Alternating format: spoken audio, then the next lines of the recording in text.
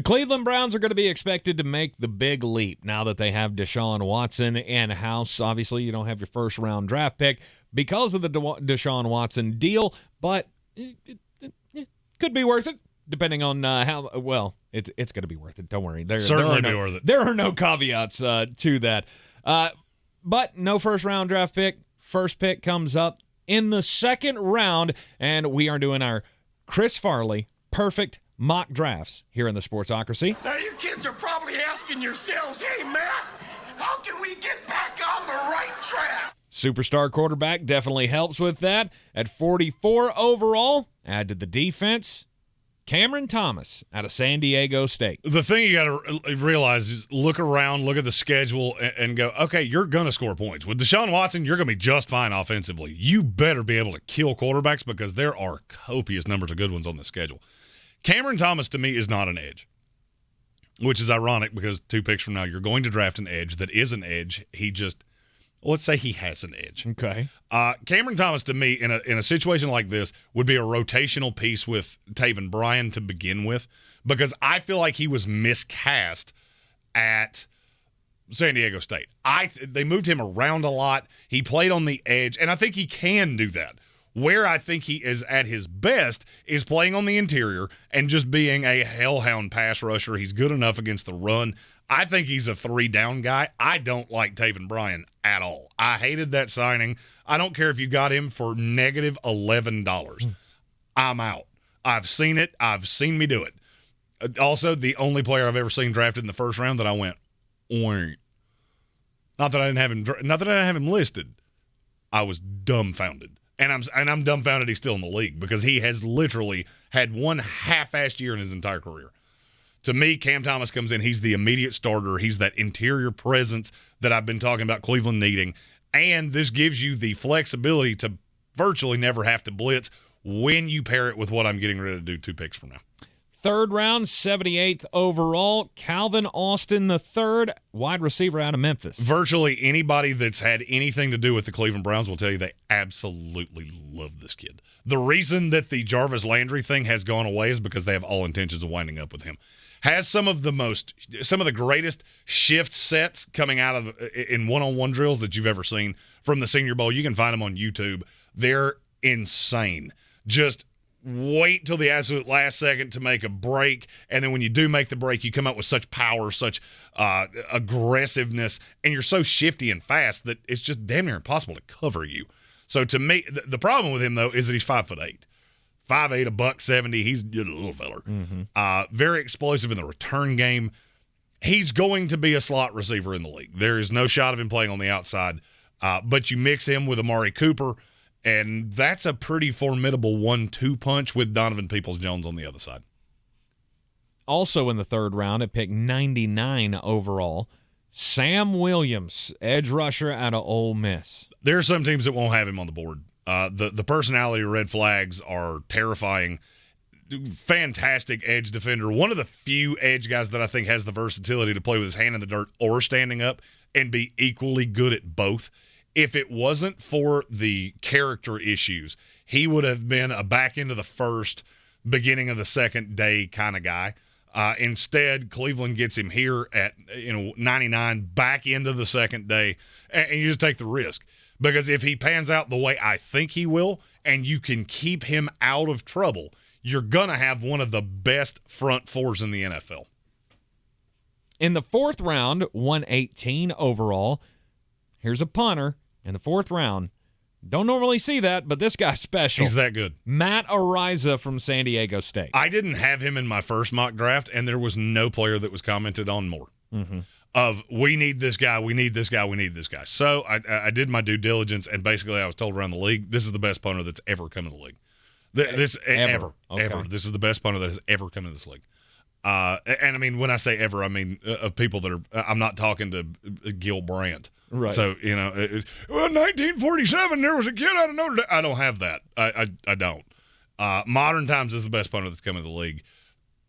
Almost no way short of injury or some freak shit happening that this is not a 15 years. We just have that is stamped, that's hammered down. And you look at the dynamic with how good the offense is going to be, how good the defense is going to be. You can constantly pin people deep. I mean, watching some of the trick shot videos he does on YouTube are insanity. I know it's high for a punter. He's worth it, and he will go that high. In the 6th round, 203 overall, Cleveland Browns pretty set at running back, but they're going to take one out of Arizona State here, Rashaad White. And this is one of those times that I'm going to explain this better than I have explained it in past videos. I'm not telling you this is what I would do. I'm telling you that this is a mixture of what I would do with what they are tipping off. They have been way too in on running backs for them to not see one in the offing. And what that tells me is you're probably going to back, with the expensive quarterback. Now you have one of the most expensive quarterbacks in the league. You know that the luxury of having Kareem Hunt and Nick Chubb is going to go away. So this is a 1 year out projection kind of piece, because I think he can be what Kareem Hunt was originally, less of the splitting carries, doctor up the fact we have a shitty quarterback, and be more of a pass catcher, dynamic out in the flat. I think he can be a 3-down running back in the NFL, but if you bring him in to run that, get him to the perimeter or get him the ball in space in the passing game, great secondary rotational piece with Nick Chubb. In the 7th round, the Cleveland Browns have 2 picks. The first one at 224 overall, Tariquis Tisdale, edge rusher out of Ole Miss. Well, here's the thing. If you're going to draft one edge guy from Ole Miss, why the fuck don't you draft 2 of them? Sure, why not? Much rawer. There was some really good game film. There was some where the fuck did he go game film. And now the question is that because you were in the SEC, does Sam Williams just overshadow you? And that's entirely possible. The good was good enough to get him drafted. I know this is a player that if they haven't had him in the building, they met with him. And I'm not going to lie, I don't remember which of the 2 it is.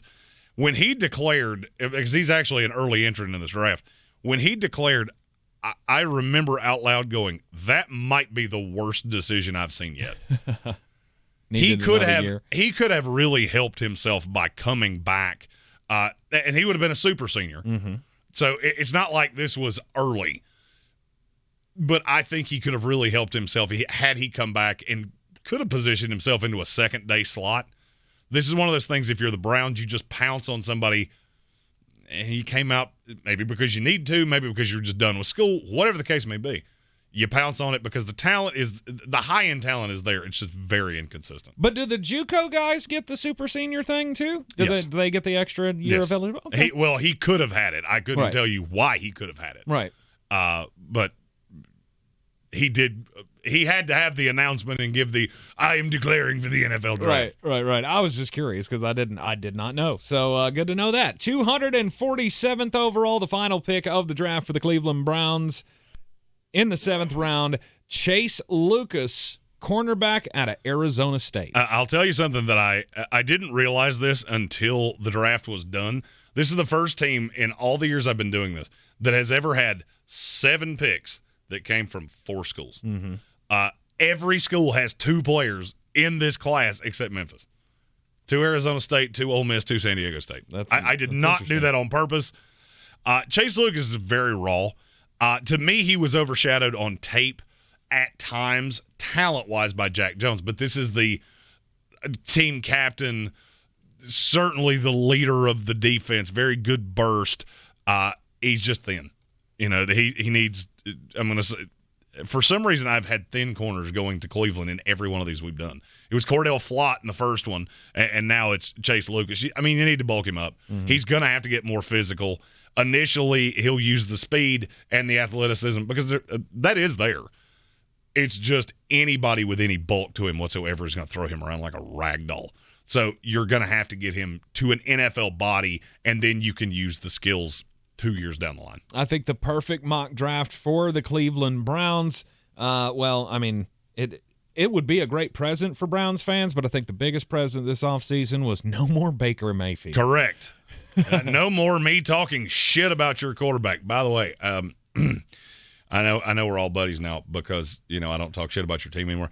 But you remember You remember when a lot of us said that's going to be the biggest albatross pick in the history of the NFL draft? Mm-hmm. You understand what I was saying now? No doubt about it. Because it's not even the lack of talent. It's the fanboys that went along with him to where it just becomes – and the attitude and all of the things.